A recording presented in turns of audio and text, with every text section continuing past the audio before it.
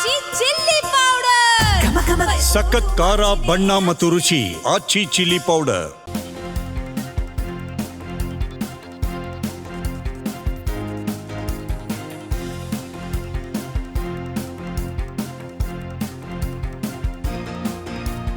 ನಟಿ ರಮ್ಯಾ ಸಿನಿಮಾ ಮತ್ತು ಸಕ್ರಿಯ ರಾಜಕಾರಣಕ್ಕೆ ದೂರಾದ್ರೂ ಸಹ ಸಾಮಾಜಿಕ ವಿಷಯಗಳಿಗೆ ಪ್ರತಿಕ್ರಿಯೆಗಳನ್ನ ನೀಡುತ್ತಾ ಸಕ್ರಿಯವಾಗಿದ್ದಾರೆ. ಪ್ರಾಣಿ ಪ್ರಿಯೆ ಆಗಿರುವ ರಮ್ಯಾ ಪ್ರಾಣಿಗಳ ಹಕ್ಕು ರಕ್ಷಣೆ, ವಿಶೇಷವಾಗಿ ಶ್ವಾನಗಳ ವಿಷಯದಲ್ಲಿ ವಿಶೇಷ ಕಾಳಜಿಯನ್ನ ವಹಿಸುತ್ತಾರೆ. ಮೂಗಜೀವಿಗಳ ಪರವಾಗಿ ಅಗತ್ಯವಾದಾಗೆಲ್ಲ ದನಿ ಎತ್ತುತ್ತಾ ಬಂದಿದ್ದಾರೆ. ಇದೀಗ ರಮ್ಯಾ ಪೋಸ್ಟ್ ಒಂದನ್ನ ಹಂಚಿಕೊಂಡಿದ್ದು ಪುರುಷರನ್ನ ನಾಯಿಗೆ ಹೋಲಿಸಿದ್ದಾರೆಯೇ ಎಂಬ ಅನುಮಾನ ಮೂಡಿದೆ. ಹೌದು, ರಮ್ಯಾ ಕನ್ನಡ ಚಿತ್ರರಂಗದ ಸ್ಟಾರ್ ನಟಿ ಎನಿಸಿಕೊಂಡಿದ್ದವರು. ರಾಜಕೀಯಕ್ಕೆ ಸಿನಿಮಾಗಳಿಗೆ ವಿರಾಮ ಇರಿಸಿದ ರಮ್ಯಾ ಈಗ ಸಕ್ರಿಯ ರಾಜಕೀಯದಿಂದಲೂ ದೂರಾಗಿದ್ದಾರೆ. ಸಿನಿಮಾಗಳಿಗೆ ಮರುಪ್ರವೇಶ ಮಾಡುವ ಪ್ರಯತ್ನದಲ್ಲಿ ಸಿನಿಮಾ ನಿರ್ಮಾಣ ಸಂಸ್ಥೆ ಕೂಡ ಆರಂಭಿಸಿದ್ದಾರೆ. ಸಕ್ರಿಯ ರಾಜಕಾರಣಕ್ಕೆ ದೂರಾದ್ರೂ ಕೂಡ ಸಾಮಾಜಿಕ ವಿಷಯಗಳಿಗೆ ಪ್ರತಿಕ್ರಿಯೆಗಳನ್ನ ನೀಡುತ್ತಾ ಸಕ್ರಿಯರಾಗಿದ್ದಾರೆ. ಪ್ರಾಣಿ ಪ್ರಿಯೆ ಆಗಿರುವ ರಮ್ಯಾ ಪ್ರಾಣಿಗಳ ಹಕ್ಕು ರಕ್ಷಣೆ, ವಿಶೇಷವಾಗಿ ಶ್ವಾನಗಳ ವಿಷಯದಲ್ಲಿ ವಿಶೇಷ ಕಾಳಜಿಯನ್ನ ವಹಿಸುತ್ತಾರೆ. ಇಂತಹ ಸಂದರ್ಭದಲ್ಲಿ ಅಂದ್ರೆ ಶ್ವಾನಗಳಿಗೆ ಅಥವಾ ಪ್ರಾಣಿಗಳಿಗೆ ಏನಾದರೂ ತೊಂದರೆ ಆದ್ರೆ ಧ್ವನಿ ಎತ್ತುವ ಕೆಲಸವನ್ನ ಕೂಡ ಮಾಡ್ತಾರೆ. ಮೂಕಜೀವಿಗಳ ಪರವಾಗಿ ಅಗತ್ಯವಾದಾಗೆಲ್ಲ ಧ್ವನಿ ಎತ್ತುತ್ತಾ ಬಂದಿದ್ದಾರೆ. ಕಳೆದ ವರ್ಷ ಜುಲೈನಲ್ಲಿ ಸುಪ್ರೀಂ ಕೋರ್ಟ್ ಬೀದಿ ನಾಯಿಗಳ ಕುರಿತಾಗಿ ಆದೇಶವೊಂದನ್ನು ಹೊರಡಿಸಿತ್ತು. ಬೀದಿ ನಾಯಿಗಳನ್ನ ಆಶ್ರಯ ತಾಣಗಳಲ್ಲಿ ಇಡುವಂತೆ ಸೂಚಿಸಿತ್ತು. ಇದರ ವಿರುದ್ಧ ರಮ್ಯಾ ಸೇರಿದಂತೆ ದೇಶದಾದ್ಯಂತ ಶ್ವಾನ ಪ್ರಿಯರು ಆಕ್ರೋಶವನ್ನ ವ್ಯಕ್ತಪಡಿಸಿ ಪ್ರತಿಭಟನೆಯನ್ನ ಕೂಡ ಮಾಡಿದ್ರು. ಬಳಿಕ ಇತ್ತೀಚೆಗೆ ಮತ್ತೆ ಇದೇ ವಿಷಯವಾಗಿ ನಡೆದ ವಿಚಾರಣೆ ವೇಳೆ ಬೀದಿ ನಾಯಿಗಳನ್ನ ಅವುಗಳ ವರ್ತನೆಯ ಆಧಾರದ ಮೇಲೆ ವಿಂಗಡಿಸಲು ಸಾಧ್ಯವಿಲ್ಲ, ಬೀದಿ ನಾಯಿಗಳ ಮನಸ್ಸನ್ನ ಯಾರೂ ಓದಲು ಸಾಧ್ಯವಿಲ್ಲ, ಈ ನಾಯಿ ಕಚ್ಚಬಹುದು, ಈ ನಾಯಿ ಕಚ್ಚೋದಿಲ್ಲ ಎಂದು ಕಂಡುಹಿಡಿಯುವುದು ಅಸಾಧ್ಯ ಎಂಬ ಅಭಿಪ್ರಾಯ ವ್ಯಕ್ತಪಡಿಸಿದೆ. ಈ ಮೂಲಕ ಎಲ್ಲಾ ನಾಯಿಗಳನ್ನ ಆಶ್ರಯ ತಾಣಗಳಲ್ಲಿ ಇಡುವುದು ಸೂಕ್ತ ಎಂಬ ಅಭಿಪ್ರಾಯವನ್ನ ಸುಪ್ರೀಂ ಕೋರ್ಟ್ನಿಂದ ಈಗಾಗಲೇ ವ್ಯಕ್ತಪಡಿಸಲಾಗಿದೆ.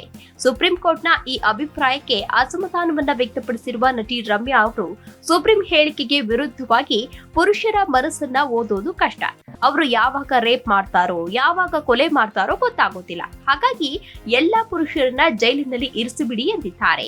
ಈ ಮೂಲಕ ಕಚ್ಚುವ ನಾಯಿಗಳು, ಸೌಮ್ಯ ನಾಯಿಗಳ ವರ್ಗೀಕರಣ ಕಷ್ಟವೆಂದು ಎಲ್ಲಾ ನಾಯಿಗಳನ್ನು ಆಶ್ರಯ ತಾಣಗಳಲ್ಲಿ ಇಡುವುದು ಸೂಕ್ತವಲ್ಲ ಎಂದು ನಟಿ ರಮ್ಯಾ ಅವರು ತಿಳಿಸಿದ್ದಾರೆ. ಇನ್ಸ್ಟಾಗ್ರಾಂನಲ್ಲಿ ಪೋಸ್ಟ್ ಹಂಚಿಕೊಂಡಿರುವ ನಟಿ ರಮ್ಯಾ ಸುಪ್ರೀಂ ಕೋರ್ಟ್ನಲ್ಲಿ ಬೀದಿ ನಾಯಿಗಳ ಹಕ್ಕಿನ ಪರವಾಗಿ ವಾದಿಸುತ್ತಿರುವ ಮಾಜಿ ಅಟಾರ್ನಿ ಜನರಲ್ ಕೆಕೆ ವೇಣುಗೋಪಾಲ್ ಅವರ ವಾದವನ್ನ ಕೊಂಡಾಡಿದ್ದಾರೆ. ನಾಯಿಗಳನ್ನ ಆಶ್ರಯ ತಾಣಗಳಲ್ಲಿ ಇಡುವುದರ ವಿರುದ್ಧ ವಾದಿಸಿರುವ ಕೆಕೆ ವೇಣುಗೋಪಾಲ್ ಭಾರತದಲ್ಲಿ 5.25 ಕೋಟಿ ಅಂದ್ರೆ 5,25,00,000 ನಾಯಿಗಳಿವೆ. ಅವುಗಳನ್ನ ಆಶ್ರಯ ತಾಣದಲ್ಲಿ ಇಡಲು ದೇಶದಾದ್ಯಂತ 77,347 ಆಶ್ರಯ ತಾಣಗಳು ಬೇಕಾಗುತ್ತದೆ. ಆದರೆ ಪ್ರತಿ ಆಶ್ರಯ ತಾಣದಲ್ಲಿ 200 ನಾಯಿಗಳು, ಅಲ್ಲಿಗೆ ಪ್ರತಿ ನಾಯಿಗೆ ಆಹಾರವನ್ನ ನೀಡಲು ದಿನಕ್ಕೆ 40 ರೂಪಾಯಿ ಬೇಕಾಗುತ್ತದೆ ಎಂದಾದ್ರೆ ಅಷ್ಟು ನಾಯಿಗಳನ್ನ ಸಾಕಲು ಪ್ರತಿದಿನ ಆಹಾರದ ವೆಚ್ಚವೇ 200 ಕೋಟಿಗೂ ಹೆಚ್ಚು ಹಣ ಬೇಕಾಗುತ್ತದೆ. ಈಗ ದೇಶದಲ್ಲಿ ಇರುವ ಲಕ್ಷಾಂತರ ಶಾಲೆಗಳಲ್ಲಿಯೇ ಸರಿಯಾದ ಸೌಕರ್ಯ ಇಲ್ಲ. ಹೀಗಿರುವಾಗ ನಾಯಿಗಳಿಗೆ ಆಶ್ರಯ ತಾಣ ನಿರ್ಮಿಸಲು ಸಾಧ್ಯವೇ ಎಂದು ರಮ್ಯಾ ಅವರು ಪ್ರಶ್ನೆ ಮಾಡಿದ್ದಾರೆ.